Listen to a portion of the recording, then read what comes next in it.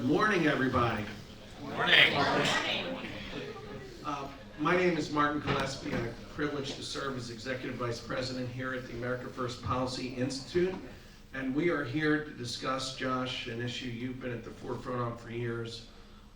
As we say at AFPI, whatever issue you care about, if we don't have secure elections, those issues don't matter.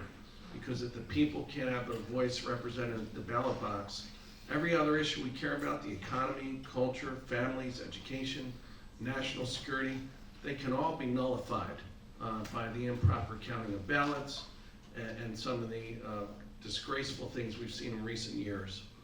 I will always remember in infamy the wee hours of election night 2020.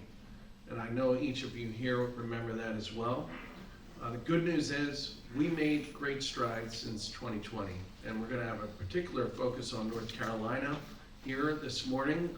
The wonderful state auditor is here. They have, in 2024, voter ID on the books for the first time in a generation or more. So we have made great strides, but we're also recognizing that our opponents will stop at nothing to get back to the usual tricks. My uncle, God bless him, God rest his soul, he was a ward leader of the Democratic Party in Philadelphia. He was a Democrat, he was an ultra-conservative, and back in Philly, running the Democratic Party, their old slogan was, the lame will walk and the dead will vote. And so I know in my DNA, there's a lot of tricks in the trade, and I think we've made great strides in curing a lot of this, but we have a lot more to go. We have critical elections coming up next week in New Jersey, Virginia, New York City, and of course midterms as well.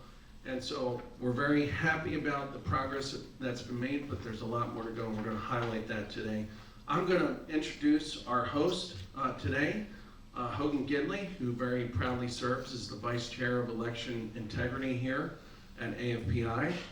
He made a promise to his mama in the wee hours of election 2020 when she was asking him questions that he didn't have the answers for as to why ballots and votes were shifting so dramatically at 1 a.m., 2 a.m., 3 a.m., 4 a.m. He made a commitment to her that he would do something about it going forward. And little did he know, he met with Brooke Rollins a couple weeks later. She mapped out a plan, and they made an agreement that Hogan would lead the first election integrity effort here at AFPI, which he's done so capably well with Ambassador Ken Blackwell and many of our other colleagues. So Hogan, come on out here and introduce our speakers, sir. Thank you. Am I supposed to sit down? Yeah, okay, right in the middle. Scary. It's good. All right. Switch this off. Switch this on. Congressman, I only met him the one time. Because I sent him to jail. All right, everybody. Welcome to the America First Policy Institute. We are honored to host this event today entitled Recent Progress for Election Security Policy. As Martin outlined, so many things we want done from a policy landscape across the country. You can't get those things accomplished unless you get people into office who want to do those things. And it's very difficult to get them into office when the election system is rife with all types of fraud and abuse, irregularities, illegalities. They happen every election, and they used to be something that Democrats and Republicans on both sides of the aisle would complain about, the left and the right, pretty active on this issue for years and years and years. But one of the things we set out to do was work to fix those systems to protect legal votes and legal voters, regardless of your political leanings, because we feel like that's kind of the foundation of this great republic of ours, this great country of ours, is to be able to vote and have that vote, that one vote, counted once and counted correctly. And any system that doesn't do that is obviously a failure. And in this country, when we go on TV and we have these arguments, and I hear all the time the press will say, well, there's not enough votes to overturn an election, or what's the problem? And I always ask them, how many votes cast illegally or incorrectly are okay with you? Is it 1? Is it 100? Is it 1,000? How many? And it seems like every election cycle we have these problems, and so we set out to fix that because every person deserves to have their vote counted correctly when you cast one in this country. So we've studied this issue extensively in our short history working with not just the federal level, but definitely the state levels, because as we know, it's the state legislatures that are tasked with the time, manner, and place of elections. So working through the states takes a lot longer, but it's a necessary part. And we've had some big successes in states like Pennsylvania and Georgia and Wisconsin and Michigan and all the ones we talk about in presidential election years, because that's where a lot of the problems are. When you see so many states across this country refusing to enact laws that protect legal votes and legal voters, you have to ask yourself why that is and why they won't set up simple safeguards. And so we've worked with legislatures, governors, attorneys general to do that, and of course work through Congress as well to pass some things that they can do at the federal level, and we'll talk about that. And speaking of the federal level, our first panelist is Congressman Bryan Steil from Wisconsin. Give him a round of applause,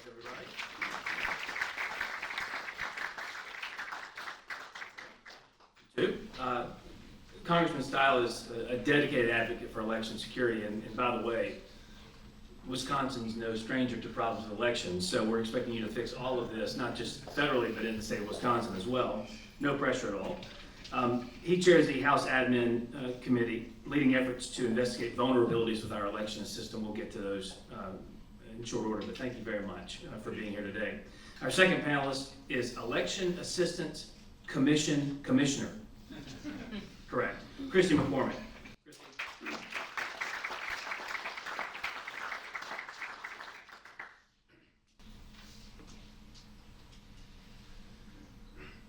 Christy, you served in that post since 2014, so you've been doing this for quite some time.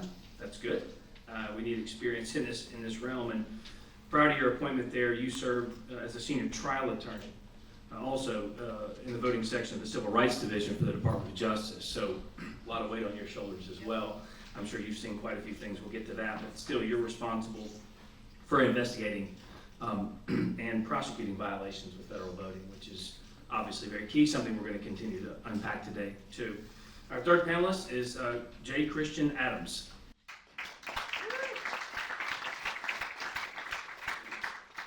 Christian and I have worked together for a while. He's the president and general counsel of the Public Interest Legal Foundation, has been a leader in so many efforts to clean up voter rolls and other things. You and I have had many conversations late at night, just kind of punching ourselves in the face and slamming our head against the wall, infuriated by weird judicial rulings and other things that prevent some of the great work that you've done from actually getting enacted. But you had some major successes in the election integrity space. We're going to unpack some of that today as well. But you were appointed by Donald Trump as a member of the Presidential Advisory Commission on Election Integrity, which was established, 2016, 17? You've represented multiple campaigns on election integrity, litigation, et cetera. So we're going to talk about that as well. So thank you for being here today. Our final panelist is North Carolina State Auditor Dave Boliek.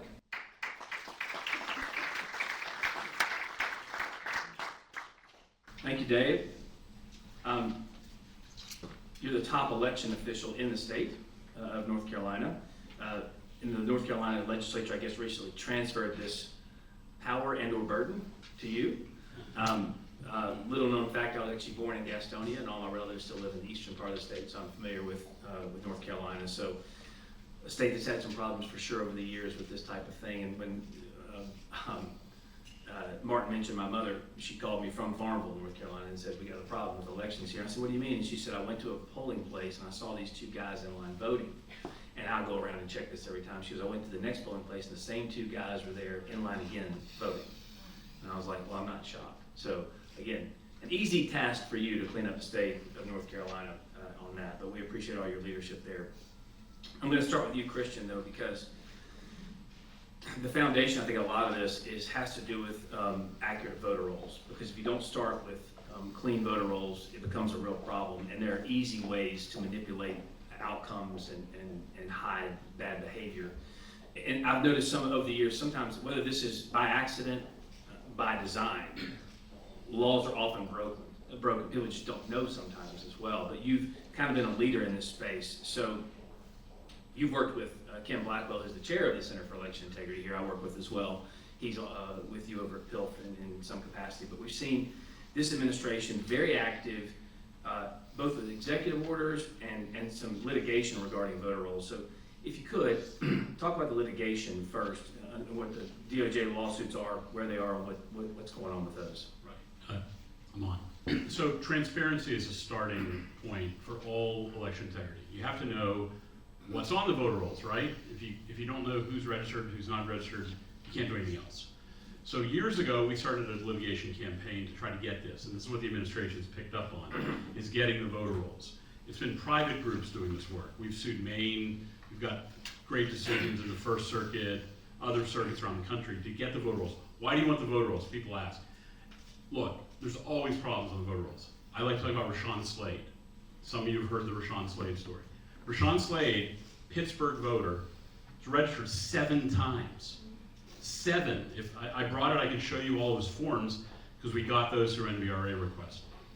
We just got a whole data done from California, like 50,000 duplicates registered. And remember, California is an auto mail state, right? So auto mail plus duplicate equals 2 ballots. Rashawn Slade would get 7 ballots if Pennsylvania was auto mail. The problem is that states have been fighting transparency.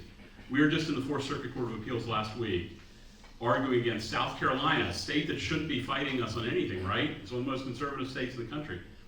But we're fighting them tooth and nail to get their voter rolls because they don't want to give them up unless you're a registered voter in South Carolina. As a matter of fact, I got to do a shout out. Carolyn, raise your hand. Carolyn Valdez is a lawyer at Pill. She argued the Fourth Circuit case last year. So, all over the country, Hawaii is fighting us. We're in the Ninth Circuit. Thank goodness the administration is asking for these voter rolls under federal statutes. And by the way, reporters ask me, like, well, how is the Attorney General going to get the voter rolls? I said, get out your law book and let me give you a citation.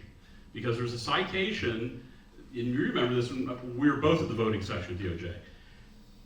You have to give them the only one that used it. Yeah, you were the only one who used the law. You have to give the voter rolls to the Attorney General of the United States. This is not a close call. And it was enacted as part of the Voting Rights Act, the Civil Rights laws, because the states like Mississippi would say, oh, I promise you they're registered to vote. Well, show us the list. Well, we can't have that. So back in the early 60s, this was enacted to give the Attorney General the power. That's step one, is to get the data. Right. Get the data. That's what they've asked for. We've got the data in a lot of states, but like I said, South Carolina and Hawaii are fighting. But that's step one, Hogan, is to get the data to do the work.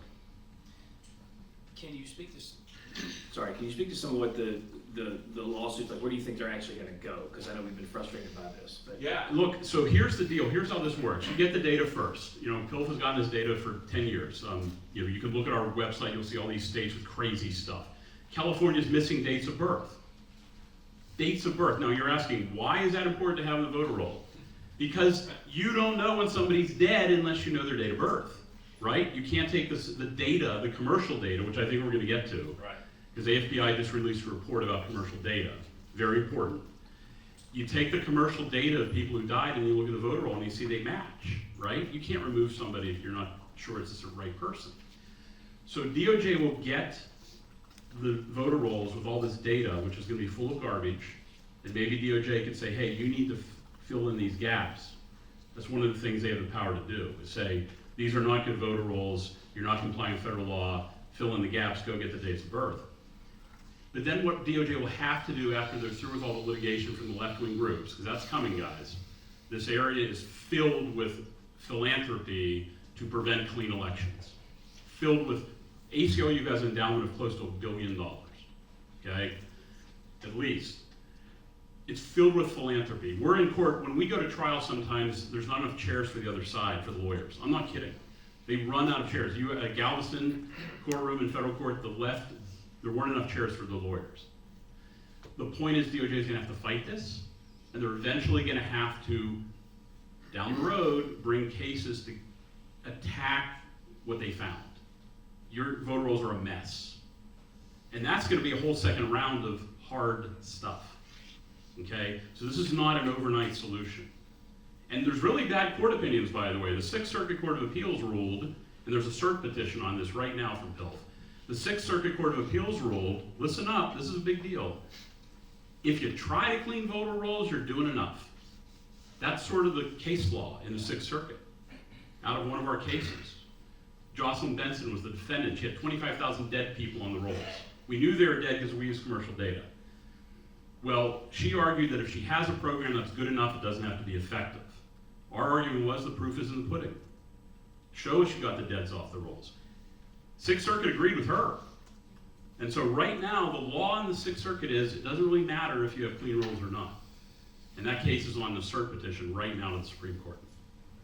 Thank you very much. And it's fascinating because oftentimes the parties who win, the ideologies that win elections just say, all right, it's fine because we won. I like the fact that regardless of where you stand, being on the right or the left, this is a battle that is just and is moral and is good for this country because people need to have that faith, trust, and confidence restored in elections, and I appreciate your work on it. And over to you, Auditor Boliek, because he's talking about some of the ways in which states can work with the federal government, and we know Kim Blackwell here at AFPI, as I mentioned, a former Secretary of State, by the way, who was accused of stuffing ballot boxes for Bush back in the long time ago, which wasn't true, by the way, for the record. But he wrote an issue brief talking about the use of commercial data, which you touched on, to kind of work with the voter roll data. So verification systems used by banks and insurers and mortgage lenders, they maintain the most accurate information data a lot of times. So is that a method you think you could use to help out the federal government, or are we too far away from that? Well, yeah, first, thanks for having me. And to the bigger issue of voter rolls, North Carolina, we just entered into a consent agreement with the Department of Justice on our voter rolls to make sure that we comply with HAVA and all the requirements of both federal and state law.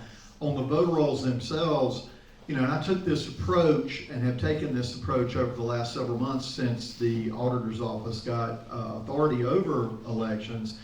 The voter rolls really, it's management 101. This is not as much policy as it is managing and doing your job.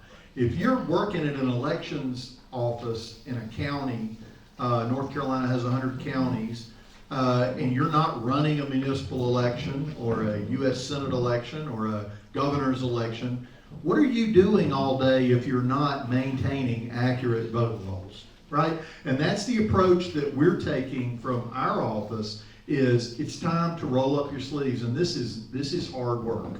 It's not always push an easy button and get the answer. But to your point, commercially available information is a viable solution. I mean, we ought to use the most accurate, up-to-date data where it's available to make sure that our voter rolls are accurate. Again, I look at it a little pretty simple. It's management. At the end of the day, it's a database, right? And it needs to have the right data, dates of birth, name, are you a junior, are you a senior, your driver's license number and your social security number. That's the way we can assure in North Carolina we have a constitutional requirement that you be a citizen to vote.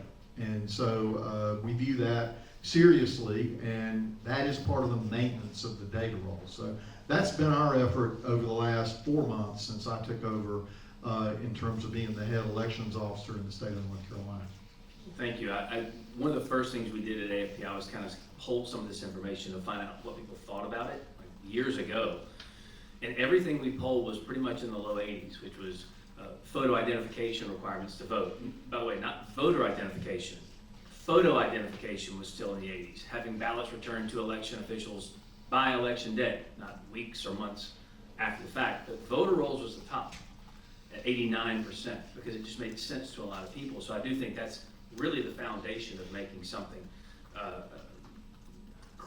making this issue more significant, because once you build that strong foundation, I think you're good to go. But it is hard, it is difficult work. And speaking of hard, difficult, and slow work, Congress. Let's get to Congress for a minute. You chaired a hearing on cleaning up voter rolls, I think back in July. It seems like Congress can play a role in this, even though so much of this is done at the state level. But you're hearing some information about commercial data and all this stuff. Do you think that's something Congress can look at as well? It's something absolutely worth having that conversation about. But the first question is, why are the states not doing it in the first place? Correct. Because there's also federal databases that are already available and accessible, and some states aren't using that. So before I think you get to the question of what additional databases can be added into the mix, I think the first question is, how do we get the states to utilize the databases that are currently available? And I think this is where President Trump actually was spectacular, and why elections have consequences, is we can look at his executive order that gives free access to the states for the SAVE database, which allows states to remove non-citizens from their voter rolls. And states have taken advantage of this, some states have taken advantage of this to remove non-citizens from their voter rolls by using the SAVE database. Yeah. Legislation we introduced last Congress, will be introducing updated legislation in the near future, provides that in statute, gives states free, easy access into some of these essential federal databases. And so I think step one is, how do we make sure the states are using the currently available databases to clean up their voter rolls? And then two, how do we supplement those databases through maybe commercially available information or other sources to make sure that we're having the cleanest databases as they go through? One more point I want to make on illegal aliens voting, et cetera. When we did that poll at the beginning, I asked our pollster, I said, listen, I want a poll having only American citizens vote in American elections, because I thought that's going to be 99%. It was 60. And this was at the beginning of AFPI. It was 60%. And I asked our pollster, how can that be? And he said, because 40% want open borders. And I went, okay, that tracks. Math, I'm not a comms guy, I'm a math guy, but okay, I get 60-40, sure, it's 100. But then I said, you think it'll ever change? He says, who knows? In the course of the several years following that, with some of these governors sending illegal aliens to other communities and seeing the real world implications and real world drain on all types of our resources, we pulled it again 2 years later, and it was close to 85-87% at that point, because people understood, wait a minute, why are people who are not in this country legally able to change the outcome of our elections? And I want to ask you, because that's the SAVE Act. 100%. And to build on your initial comment, you can look at here at our nation's capital at the municipal level. Non-citizens are eligible to vote today legally in the nation's capital for municipal positions, which is so outlandish that an individual who's working today at the Russian embassy could leave the Russian embassy, not have to take out their Russian passport that is in their pocket because there's no photo identification law in Washington, D.C., and vote for positions like mayor here in our nation's capital. Right. And so this is a real and substantive issue. Obviously, they're blocked at the federal level, but there are people that don't want it blocked, and you can just look at the empirical data that this law was passed right here in Washington, D.C. Preventing non-citizens from voting is essential. And there's a handful of things that the SAVE Act does. And I think one thing that gets sometimes lost in the mix is how poorly drafted the motor voter roll law was. And Arizona provides a perfect example of this, that Arizona came in, oversimplified, and said, hey, we want to make sure that only U.S. citizens are voting in U.S. elections, and we're going to do X, Y, and Z. And ultimately, court ruling says, no, you can't do that because you're in violation of federal law. The federal law should be really clear, and the SAVE Act does this, that only U.S. citizens are going to vote in U.S. elections, and states have a right, but also an obligation to make sure that that's the case. And there are a whole host of things we need to do, but at a minimum, U.S. elections should be for U.S. individuals only. 100%. I mean, do you think if you were in France, they'd let you vote in their election, or in Germany, they'd let you vote? No way. You can't, the idea that you can vote without identification is completely a foreign concept in like every country in the globe except in the United States of America. And when you look and you think the U.S. has some of the weakest election integrity standards across the globe, that should be a massive ringing bell that we have to meaningfully step up our election integrity in the United States. The left always points to Europe for all these glowing examples, and then we bring that one to their attention, like, no, except for that one. We don't like Europe for that. Commissioner McCormick, you had an EAC study on this issue. Please unpack a little bit of that and talk about how you guys are working to impact this issue as well. Sure, thank you, Hogan, and thank you for having me. I will say that we have been pushing use of commercial data for many, many years now. I think my colleague, Commissioner Palmer, is here somewhere. He actually was working with the former Republican election official in Orange County, California, who was a leader in using commercial data, and they saved a huge amount of money on confirmation notices and postal costs of trying to find voters and go through the whole NVRA process. So he and I, a couple of years ago, met with officials from Experian. And we worked out a pilot with them so that we could invite a number of different sized and different geographical location election jurisdictions to join in on this pilot with us on using commercial data. It was extremely successful.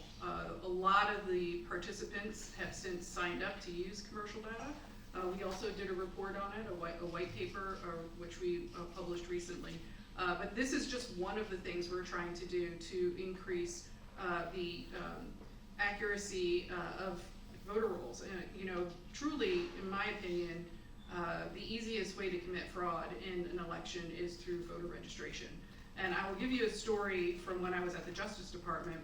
I got a call from the election director of Lake County, Illinois, who said that she had a huge number of voter registrations that came in.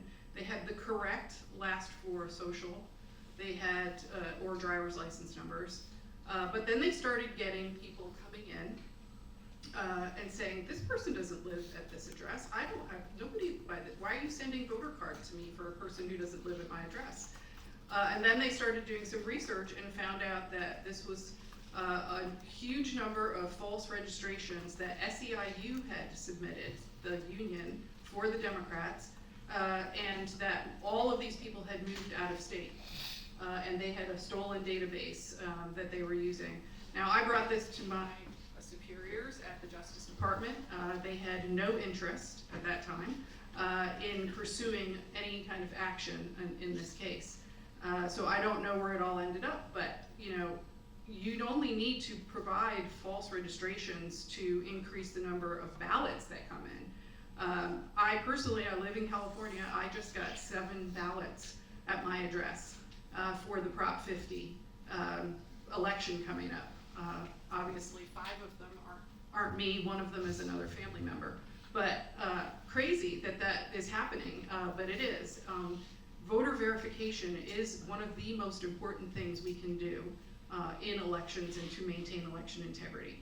And the EAC is trying very hard to find ways to help election officials get that done.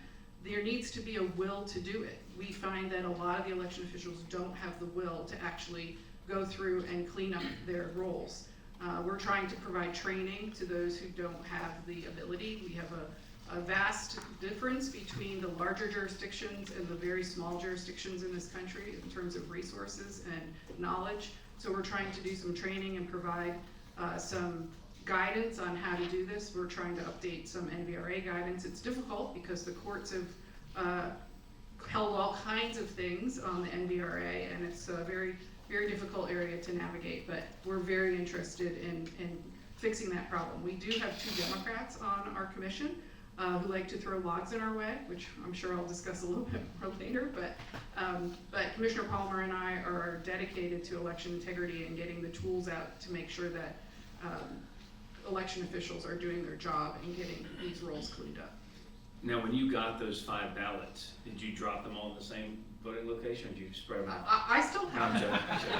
I've considered actually voting on all of them. Sure. Just to see if they would count, but I think they would, because Oh, there's there no was no verification at all. There's no question. And there are names on those ballots who I've never heard of, I don't even know if they've ever lived at the address that I'm at, so.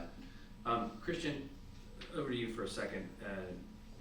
Talk about some of the executive orders the White House has signed on this topic that I think are very important. Where do they stand? How can they be implemented? Are they being challenged in court, et cetera? Well, the answer to the last question is always yes. Chairman Steil mentioned something I think is the most important part of the executive order. You need to know some history. The SAVE database was in theory available to states. Remember, this is the non-citizen federal database. But Florida had to sue. The case was like Florida versus Holder. I know you know who the defendant is there.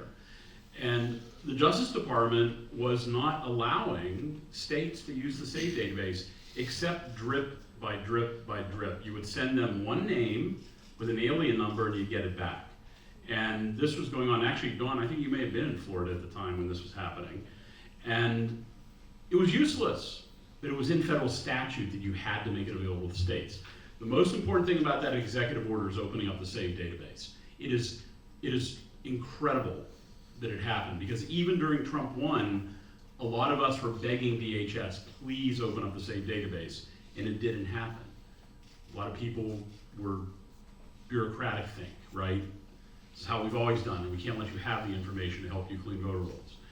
But now it's open, and also all the other parts of the executive order to rely on the broadest spectrum of information to keep voter rolls clean. If you guys haven't read the AFPI paper on commercial data that just came out 2 weeks ago maybe, you gotta read it. This is a starting place to learn how powerful commercial data is.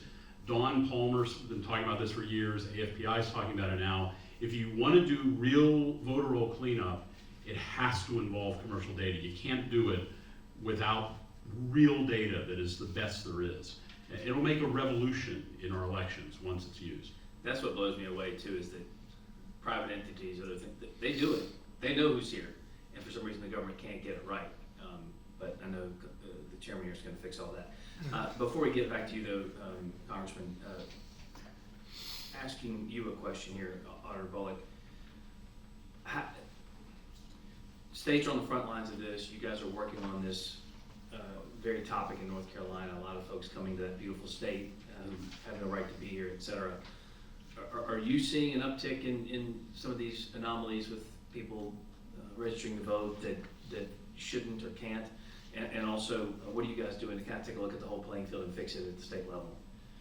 Yeah, see, it's a complicated issue, and it is complicated also by old computer systems.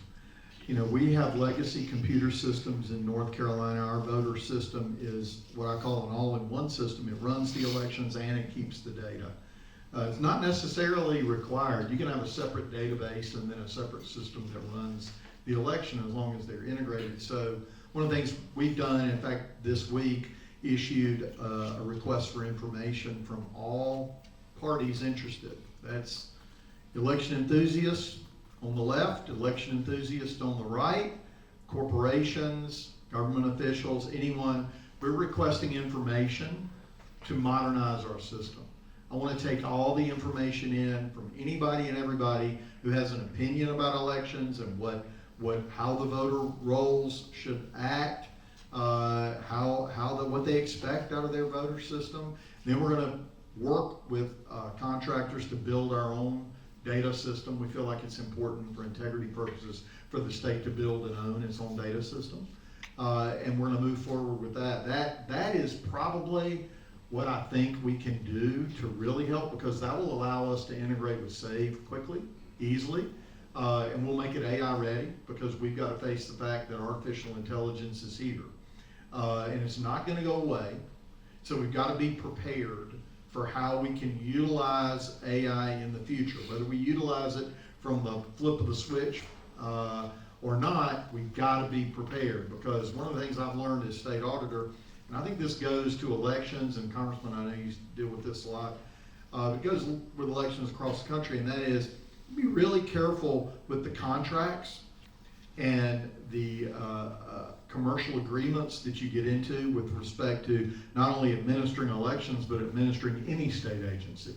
The contracting world makes a lot of money on what the salesmen call the tail, which is if you don't get a complete RFP for your modernization system for elections and you need a change order, that change order is going to cost you an arm and a leg. And that's an expensive arm and a leg, not a cheap arm and a leg. But modernization of systems, I think, is really important, because that'll allow us to more readily and easily use the commercial data system. So that's really our primary effort right now, along with the roll up your sleeves and go through line by line. We had 100,000 voter entries that were not complete. We had a Supreme Court race in North Carolina that went down to 750 votes. And again, my response to that was, well, this is management 101, right? This should be clean the voter rolls up, and we had a previous administration, Democrat-led, that just refused to even clean up the 100,000 entries. Now, 100,000 entries is a lot of entries, but it's not an insurmountable number for a state the size of North Carolina to fix, right? That's a pretty, I mean, you could put a team together. This table right here could put a team together, make some phone calls, probably knock that out in a week, right? So a lot of it is, and I've been to Florida, talked to Secretary Byrd, Secretary of State in Florida, and election officials there. By the way, they've got a varsity organization in the state of Florida.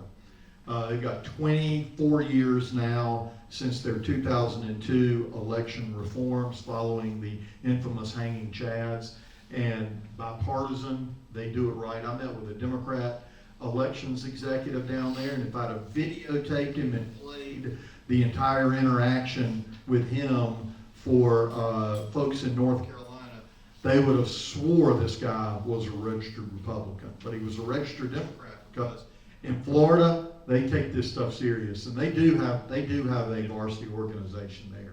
So we're taking a lot of lessons from Florida, putting those to work in North Carolina, along with the modernization effort. Sure, and that's what states do. They're little petri dishes, and they find out what's successful in different states and try and copy those. So Florida, as you know, with the big debacle they had with the hanging chads and dimple ballots, et cetera, they fixed it. And there's a large state that has no problems, and by 9 o'clock, 10 o'clock, they're done, and there are very few issues, if any at all. Congressman, so we talked about some of the stuff that the White House has been championing, and I know you've got some advocates and some support in Congress. Not everybody, but you've got some support there. So can you speak to some of the actions taken by this Congress on advancing the president's agenda? Where is that set? So last Congress, we introduced pretty comprehensive election integrity legislation. And we're going to be reintroducing that in the near future. The federal government shutdown, which we can spend an entire panel on. But suffice it to say, there's some really critical people that are currently furloughed. And so I think we have an opportunity as we come out of this to be in lockstep with the administration in an introduction of updating that legislation to really take advantage of the fact that now we have an ally in the White House that would allow this to actually become law. There is a ton of stuff that needs to be done. So the SAVE Act is one piece of the puzzle, a really important piece of the puzzle, but one piece of the puzzle that's needed to truly advance us all the way through. We referenced California. I went out to LA County, to Central Count in LA County, 2 days after the presidential election, and saw firsthand ballots arriving after the close of the election day. So some of these things that should be common sense, that your ballot has to be in by the time the polls are closed. You need to know when the game is over, right? You can't score points in a football game after the end of the fourth quarter. And so you gotta have a system that is logical, that makes sense, that's a closed loop.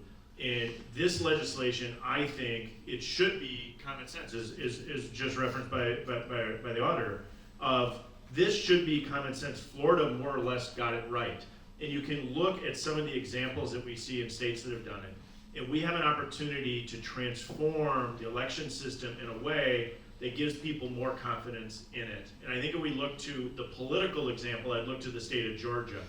And you had Joe Biden say that Jim Crow 2.0 and all these terrible things about it, but it became law. And so you can actually go back and look at the empirical data of what happened in the state of Georgia. And you'll notice there's no Democrats talking about the election laws in the state of Georgia anymore. Why? Because the empirical data tells you that it actually worked pretty darn well. And the University of Georgia, or Georgia State, did a massive survey of how people's experienced the election in the state of Georgia. And it's overwhelmingly positive, and that's true for all key demographic groups, which tells you that the liberal attacks on election integrity legislation in the state of Georgia were completely false. And they were doing it because they don't want election integrity. And you noted earlier, these are 80-20 issues.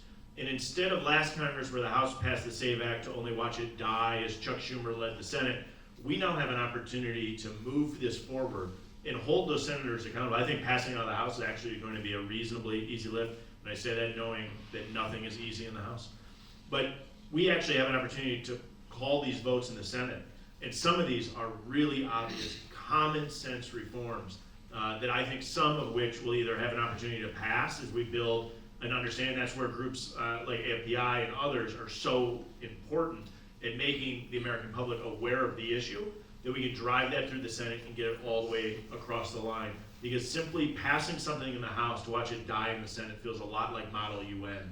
And we didn't work so hard to get President Trump in the White House to not take and enshrine these executive orders into law and go further and actually implement true election integrity in the United States. And I'm bullish that with the coalitions that we have, that we're gonna be able to get some of this all the way across the line in the Senate as well.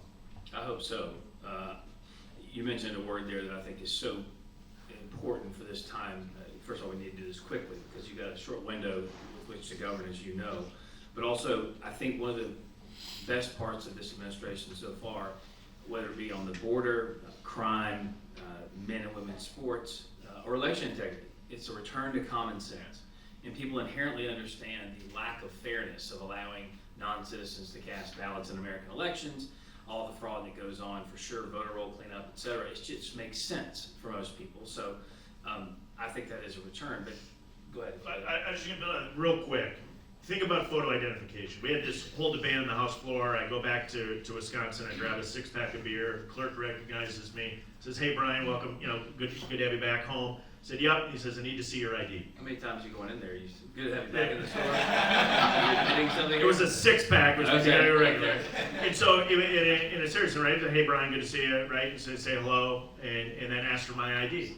Of course, hand over your ID, and you buy your beer. It's absolutely nuts in this nation that we protect our beer more than we protect our ballots and jurisdictions. Sure. And so some of this is just so obviously common sense. And this is where Trump is so spectacular at taking common sense issues, explaining the importance of it, and giving us the opportunity to enshrine these things in statute would be transformational for election integrity. Absolutely. Now, what you left out of that story was it was 7 a.m., but we'll let that go. After 6, you can buy beer in Wisconsin. There you go. There you go. Commissioner, a lot of good ideas being bad around here. How can you help get them over the finish line at the EAC, but also how can you help with implementation?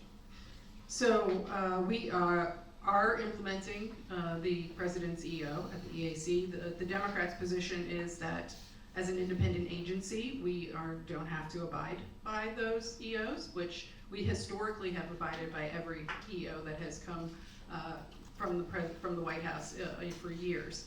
So we are working to do that. We have started working on, we have other statutes we have to abide by, so time is a concern, but we've started implementing the changes to the voluntary voting systems guidelines to remove barcodes from the ballots.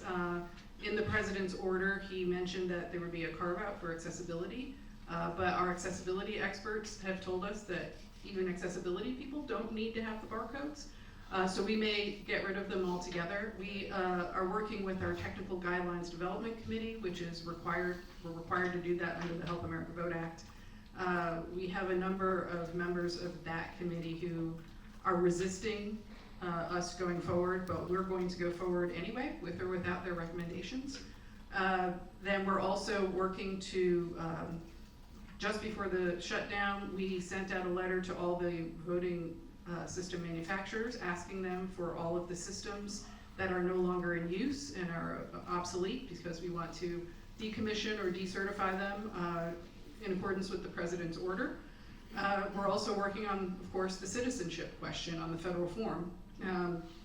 We have already taken a vote on that separately a couple of times. Louisiana actually submitted a request to change the federal form. It was defeated 2-2 by the Democrats. We require 3 votes.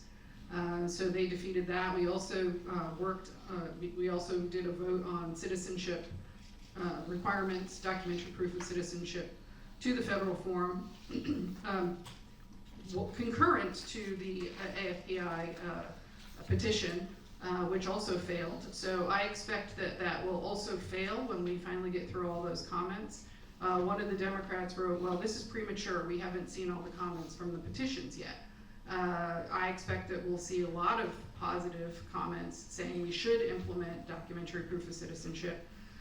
We received 883,000 comments for that petition. A lot of those, that's what the Federal Register number is. We have figured out that 135,000 of those are unique comments. So a lot of the comments on the Federal Register site are what they call weighted comments. So for example, the League of Women Voters might put in a comment and they say, we represent 2,000 people. So the Federal Register counts that as 2,000 comments. But we have received 135,000 unique comments, and once the federal government is open again, and we actually have employees who can go through all those comments, we will process those and continue working on the citizenship of part of the EO. So we are working to implement that EO. That's great work. Thank you for that. I'm going to finish before we open up for questions with you guys. I have one final question for our panelists up here. So keep it brief if you can. I know it's difficult, definitely difficult for politicians. I know it's hard for attorneys too. You guys bill about a minute. I don't know about commissioners, but we'll see. All right. Here's, well, no, double. A bureaucrat and an attorney? Oh gosh. Okay. Now, just real quickly, why do you think, I'm gonna start with you too, Christian. Why do you think the left is so opposed to these common sense measures, any of them? I mean, you can address one of them, all of them, or just, the group of the whole bundle of things that would make our elections safer? Christy and I used to work in the voting section of the Department of Justice, so we got an up-close experience with their theology, which is elections. This is their religion. You don't get the entire list of things that the left has gotten out of the federal government without the sacrament of voting. I'm serious. Sure. This is to them their whole engine. And anything that disrupts their monopoly on this issue for the last 40 years until recently intrudes in their space. And they've swallowed all the narrative about racism and conspiracies, and they're in the fever swamp. And so anything, and you just look at the Atlantic. I mean, I read an article in the Atlantic 2 days ago that I thought was like from another dimension. Read their stuff and you will see what they think. The progressives are amped up on these issues. They're not going away. I feel bad for people from Wisconsin, by the way. There's almost nowhere that it's worse than Wisconsin. Wisconsin and North Carolina, actually. You guys have the most aggressive progressive infrastructure in a common sense state, right? Because Wisconsin and North Carolina are about as common sense as it gets. This progressive infrastructure that's always on the attack. And it's just who they are. Leah, you're next. Yeah, so I would say they need another source of votes. I mean, I agree completely with Christian. I mean, it is a religion for them. They will die on this hill. But they need the votes. They're losing ground. And, everybody is seeing how people are going toward the right. They are progressively going left and over the cliff to socialism and communism, as we see with the Mandami, or is that his name, Mandami in New York. This is dangerous for this country, and I think a lot of people see that and are moving toward the right. They need open borders. They need illegal citizens to increase their votes, and this is why they're fighting so adamantly against us to try to prevent that from happening. They don't have a messaging problem. They've got a policy problem, which is a whole other discussion. Go ahead. Christian, I agree with you. I think it's an ideological war in a sense, but I'll tell you one thing about the state of North Carolina. They got me standing in their way. And I've got a backbone. I'm a lot of things, but I have a strong backbone, and I'm ideologically straight on where we need to be with elections. It needs to be easy to vote and hard to cheat. And that's the mantra. Everything we do is through that filter. We're standing strong on that. And I'll tell you, just from my perspective, the people of North Carolina got the right guy in me to stand in the way of the progressives on this issue. So we are going to make election integrity #1 issue on elections. Again, easy to vote, hard to cheat. We're going to stick with that. And I think we keep it simple like that, I think we can make a lot of progress. Thank you. Go ahead. If I was to build one thing, I think that there really is a Trump derangement syndrome. And when President Trump comes in with common sense reforms, the Democrats tie themselves in knots and ultimately take non-common sense positions. That could be government-run grocery stores, boys and girls sports. That could be not allowing or requiring photo identification when you vote. And so I think some of this is a Trump derangement syndrome reaction that the Democratic Party continues to have. So much of the reforms that are needed are common sense reforms.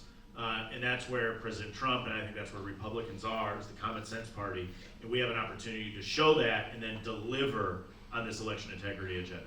I have never seen a politician with the skill who can force an entire political party to take the 20% of the population and side with them. You think just after losing elections, you'd go, from a pragmatic political standpoint, I want to go and find out where the American people are. Instead, they're entrenched there. And we used to joke about Trump derangement syndrome. I thought it was like kind of something that we'd needle. I think it's a medical condition. I think they're going to write medical journals on it one day. It's a problem. But anyway, I just want to thank everybody for being here today, all of you for participating as well. We do focus here at AFPI on a whole host of issues. My area, of course, being election integrity, but making sure that it is easy to vote, but hard to cheat, and working with titans in this space. To my right and to my left has been an honor, and I think we're making some real changes. Sometimes that takes a while, and we have to battle through some difficulties and some frustrations, but ultimately, I think we're going to succeed because I think America and her future depends on a lot of it. So thank you very much for being here. With that, we'll open up for some questions.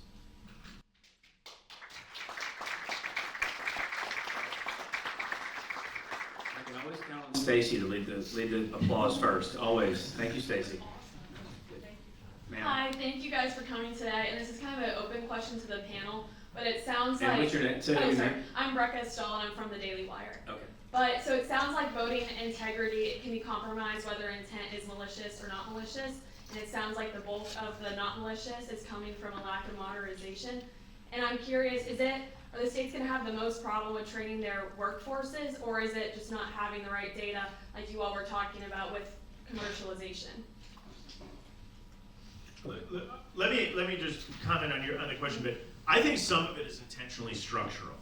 And so if we look to California, it's broader than them not cleaning up their voter rolls. It's also the idea that they mail everyone on their voter rolls a live ballot. And so if your voter rolls aren't flawless, that's a huge problem. It's identified when people are receiving more than one, or they're receiving multiple to the same address. And so it's structural, broader than just then the errors that are made inside a system, right? With a theory that no system would ever be perfect, but there is structural goals to make it not well set up.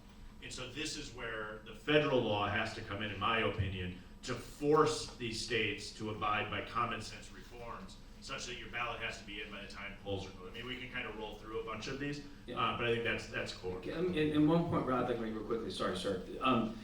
One of the things that I know we've got a billion examples, but one of the deals we found in elections previous was people on the ground actually doing some of this work to find out what was going on, and just people asking questions. There were a couple of instances that stick out where a woman that we were employing, she was just a volunteer. She called us and said, "What does it mean when at a voting location it says illegal aliens inquire within, non-citizens?" We were like, what? They were using non-citizens to count votes, which is illegal. Another place we went in and said, no, wait a minute, why don't you have the same number of Republicans as you do Democrats on election day? And she was, wait, because you don't have to. And they were like, here's the law, it says it right here, you have to. She had no idea. So again, I think some of it most assuredly is malicious, some of it's just ignorance. Some of it's just laziness, but either way, laws are being violated, and so we have to fix that. Go ahead.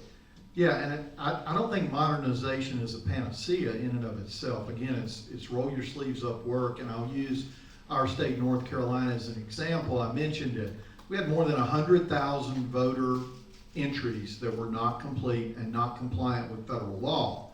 The previous administration knew this. In fact, there were lawsuits following the 24 election involving our Supreme Court race that was within a margin of 760 some odd votes.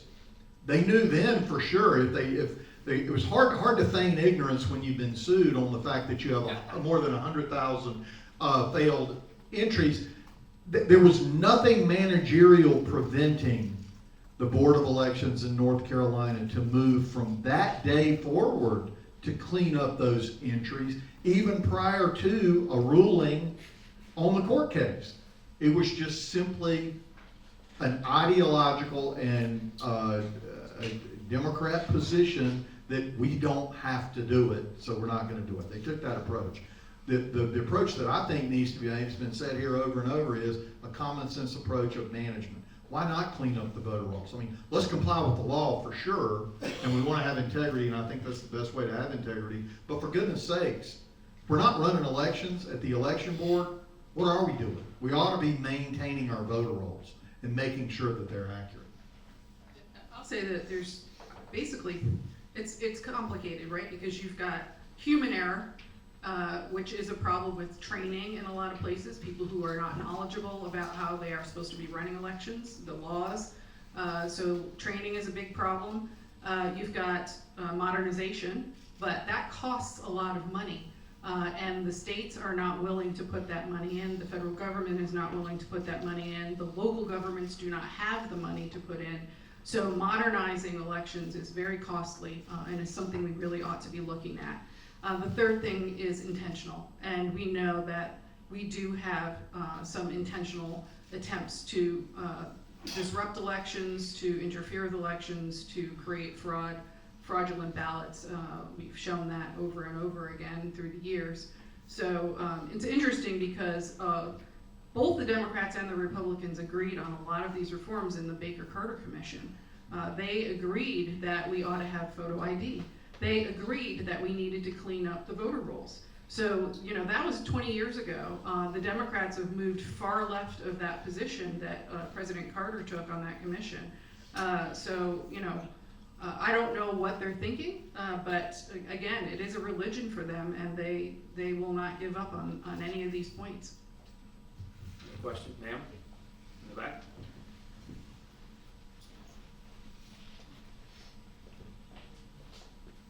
Hi, thank you all so much for your perspectives. My name is Marley Hornick. I'm the CEO of RealAmerica.vote and New York Citizens Audit. And I have a couple of questions. I do a lot of election research, including synthetic identity fraud research. We've looked at multiple states from this perspective, and I absolutely agree with every panelist who said that commercial data has to be used. I'm just wondering, where are your positions on this issue when we know LexisNexis, we know the Federal Reserve have studied synthetic identity fraud, that the banking industry has been losing billions of dollars based on this crime, and in New York we have hard evidence that we're working to have verified at the federal level that the database has been breached, and that the extraordinary number of material errors and omissions within NICE voter indicates that there's likely criminal activity, and that at this point the Board of Elections has stood down on the issue. We literally just filed a massive civil rights lawsuit against Letitia James and the New York State Board of Elections for refusing to investigate and instead suppressing the activities of voters trying to have their votes verified under the First, Fifth, 14th Amendments, the Composition Clause, the Elections Clause, and the Guarantee Clause. So I'm just wondering, where is your stance on this issue? That I know that the buzzword is, you know, illegals are voting, but I think the reality, and I think you may concur, is that there is a tremendous amount of deadwood in the rolls. A lot of it is fictitious, and it sure looks like it's being injected. Well, look, sorry you live in New York. We have been litigating voter roll cases for over 10 years. And when Christy and I were DOJ, there was cases that we started. So much of this is just stupidity. Failure to enter something, the date of birth, the wrong name. Take Rashawn Slade, the person I told you about from Pennsylvania, okay? Some knucklehead in Allegheny County allowed this guy to register 7 times. And when we found this out, and I'll take you to the intent line, I'll cross the intent line here in a second. We called the Secretary of State, Allegheny called the Secretary of State and said, we got it to get rid of 6 of these 7 registrations. 6 of them we got to cancel. The response from Harrisburg regarding this, right before the 2020 election, was if we canceled 6 of those registrations, we would disenfranchise Rashawn Slade. That was the answer from Harrisburg, which gets to Christie's answer. So it's a mix, and it's hard to know where the fraud and the lack of intent begin. Regarding voter rolls, I'll tell you, look at the reports we have from Maine, California, all over the country, North Carolina. I have seen these voter rolls, and I've done depots on this with election officials. 95% of it is just lazy and screw-ups. and I didn't have enough coffee this morning when I entered the federal form into the database. Screw ups like reversing 2 letters. Oh, here's a little secret I probably shouldn't say, because it'll be out there in the internet, so if you're a bad guy, turn off your play button. If you want to get registered a bunch of times, just transpose some numbers. That's all you got to do. If you're in Nevada or California, you're going to get a ballot 7 or 8, 9, 10 times. However many numbers and letters in your name you transpose, you're going to get a registration. See, maybe that's what you're referring to in New York. I don't know enough about the particulars. Right. But the system is so easy to crack, it doesn't need a conspiracy. Well, in New York, there's roughly 1.6 million duplicate registration records. So I think it's beyond the issue of individual voters, particular voters, attempting to transpose letters. Although I agree that that is a very easy way to get more than one registration record. Although you can just go ahead and sign yourself up 27 times with the same name and same address in New York and get 27 unique ID numbers. If those ID numbers are checked out. Yeah, that's the problem, is the voter verification is very, very weak. Right. You know, the NVRA was passed in the early 90s. It has not been updated. It desperately needs updating. The NCOA, which was what a lot of election officials, the National Change of Address database, is what a lot of election officials rely on, has become less and less helpful because younger people do not use the mail at all. So, you know, they have introduced some ID requirements to use the National Change of Address, but that has become less helpful. Relying on DMVs, not a great idea. If any of you have dealt with your DMV, you know how bad the DMVs are, and this is not their primary job, so they don't really care. This is something that they do, but they don't want to do it, and they screw it up all the time. The Social Security database has not been very accurate. We see all the time how there is Social Security fraud all over the place. So we are lacking tools and lacking a strong federal law that requires some sort of extra verification, and whether that be the SAFE database or other databases that are available, or commercial data, which, by the way, is 95 to 99% accurate. The credit bureaus know where you are. And they will find you, and they rely on a ton of different databases to get to their list. So I would say we really, really need to work on voter verification. I think we have time for one more question. This guy right here in the front. Sir? Chris Myers, Texas Public Policy Foundation. This is outside of the scope a little bit of what we've been discussing today, but it's a contemporary question. Since we've got so many lawyers up here, I thought maybe I could get an opinion. Virginia obviously is moving in the direction of the redistricting that's going on all over the country. The Attorney General issued a statement saying that this, the thing that the Democrats are trying to do to get this fast tracked isn't going to work because this election counts because it's already, votes are already underway. What's your sense on whether or not that argument will hold from the Attorney General? Are you talking about Texas particularly? No, Virginia, I'm sorry. Okay. I don't have the answer for you for that.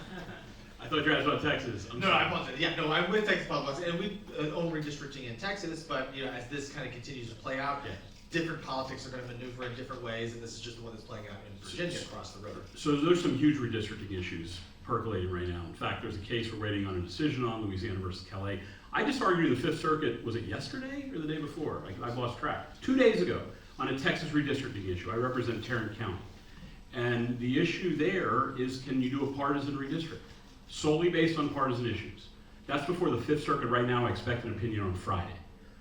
So all of these issues are stewing up. Can you combine Black and Hispanic to create a minority district? Fifth Circuit says no, but other circuits say yes, right?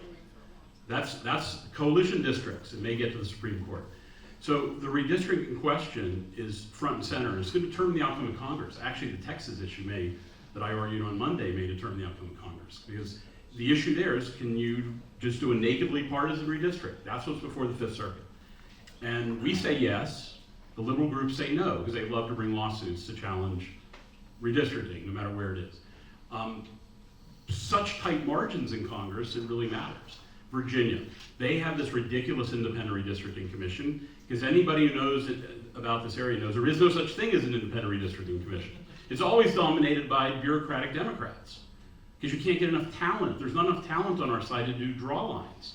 Like Adam Kincaid is like the one guy, there's more, but primarily Adam, that draws lines.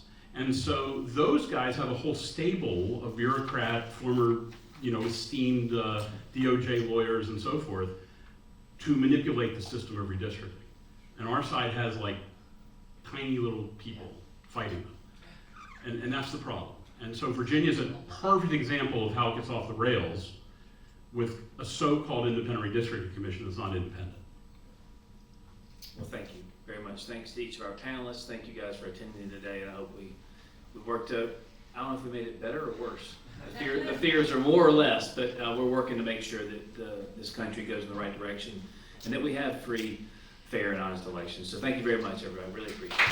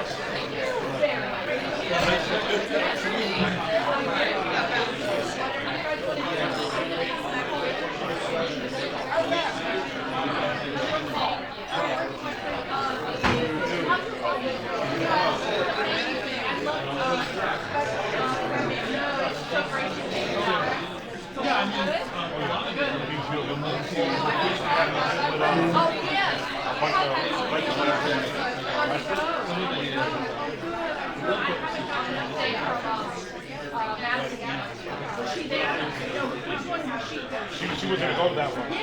But what we